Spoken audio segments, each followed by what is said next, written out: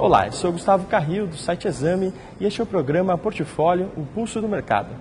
Depois de quase 4 anos de discussões com as empresas, a Bolsa apresentou esta semana uma proposta de mudança nas regras do novo mercado, que é o nível mais elevado de exigências de governança corporativa. E para falar sobre este assunto, conversamos com a pessoa que está desde o início à frente desse projeto, a diretora de Relações com as Empresas da BMF Bovespa, Cristiana Pereira. Confira a entrevista a seguir. Bom, Cristiana, quais são as principais mudanças das novas regras do novo mercado e dos níveis diferenciados de governança corporativa? Tá, eu acho que a principal mudança dessa revisão, e aplica-se ao novo mercado, é a exigência de uma oferta pública de aquisição, no caso de algum acionista atingir 30% de participação no capital da companhia. Tá, então se o acionista ele vai comprando ações no mercado, chega a 30%, ele tem que fazer uma oferta para comprar a totalidade das ações da companhia, usando o maior preço que ele adquiriu ações daquela companhia nos últimos 12 meses. Essa é uma regra que estende para todos os acionistas o direito de participar na venda do controle, né? E serve para empresas que não têm um controlador definido. Então, no caso de uma empresa que tem um controlador definido, você tem alienação de controle, ou seja, o controlador decide vender o controle dele, passa para uma outra pessoa e, nesse caso, a pessoa que comprou tem que estender esse mesmo preço que ele pagou para o controlador para todos os acionistas. E por que isso? Porque o acionista ele tem o direito de que, se a empresa mudou de direção, ele tem o direito de sair daquela empresa. Ele acreditava naquela empresa com aquele controlador. Se mudou, ele pode com certeza vai ter mudança de gestão e ele pode não acreditar na nova gestão. O que acontecia para as empresas que não tinham controlador é que essa mudança de gestão podia acontecer com alguém que não tivesse 50% do capital, ou mais de 50%. Alguém, por exemplo, com 30%, que já tem uma porção suficiente para controlar a companhia. Então você tem uma empresa que passa a ter um controlador, que antes não existia, e vai mudar a direção da companhia. Então, da mesma forma, esse direito tem que ser estendido para esses acionistas. Então, esse é o objetivo dessa regra. Essa foi a regra mais polêmica na discussão com as empresas. É a mais polêmica. Por quê? Porque ela é muito parecida com o mecanismo que as empresas já têm, que se chama Poison Pill, que é qualquer acionista que atingir um certo percentual, e aí cada empresa define um percentual, tem empresas com 10%, 15%, 20%, esse acionista tem que fazer uma oferta pública para todos os demais acionistas, mas a um preço que não é o maior preço que ele já adquiriu, mas é um preço com sobrepreço muito alto, 150% do valor econômico da companhia, ou seja, é um preço impeditivo.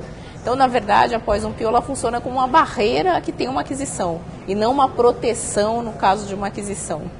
E esse foi o ponto mais polêmico. E o que aconteceu ao longo da discussão dessa revisão é que a gente decidiu por permitir que as empresas que já tenham Poison Pill mantenham essas Poison Pill.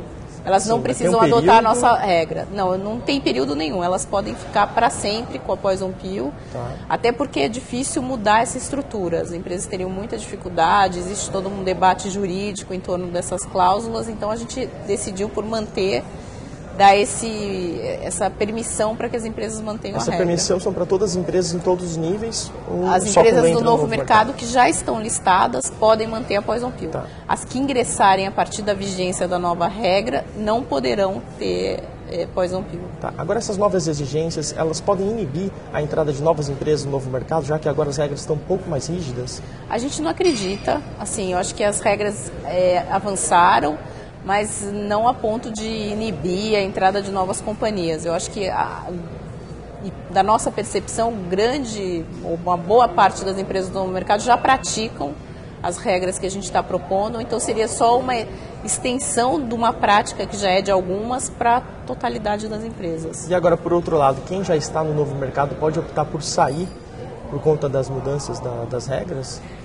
É possível. A gente não acredita, até porque, como o processo de revisão durou mais de um ano e foi amplamente discutido e várias regras que são mais complexas, a gente deu essa permissão de manter a regra atual para as empresas que já estão listadas. A gente acha que todo mundo vai conseguir fazer uma transição tranquila. E como é para a empresa que deseja sair? Eventualmente, se alguma empresa não quiser seguir a nova regra e decidir sair do novo mercado, o controlador dessa companhia ou os acionistas, né, que quiserem sair vão ter que fazer uma oferta pública para comprar todas as ações da companhia.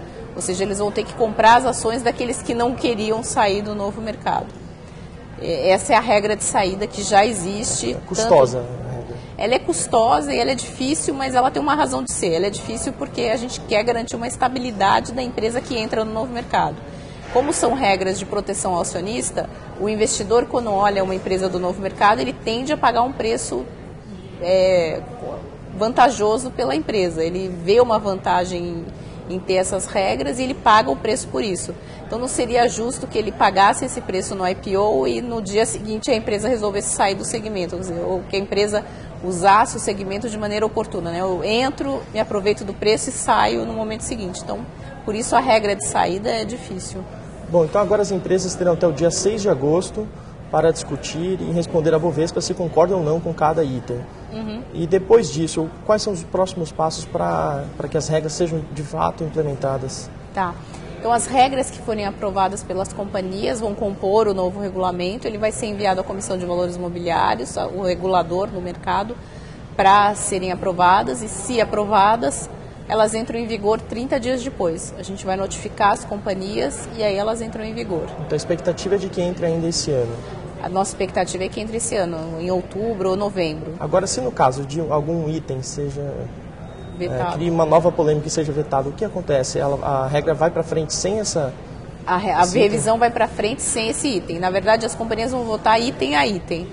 Então, é possível que alguns itens sejam vetados e outros não. Então, a gente vai para frente com o que for aprovado. E, Cristiana, quando começa a próxima revisão das regras? Então, a gente brinca que a próxima revisão começa quando acaba a primeira, né? Então, acabou uma revisão, a gente já começa a juntar material para uma próxima revisão. É claro que a gente vai juntando essas sugestões, propostas que a gente tem aqui para o momento oportuno de propor uma nova revisão. A gente tem que juntar uma massa crítica de pontos para que seja viável fazer um novo processo. E aí a gente abre a discussão e começa tudo de novo. Tá bom, Cristiana, muito obrigado então. Obrigada.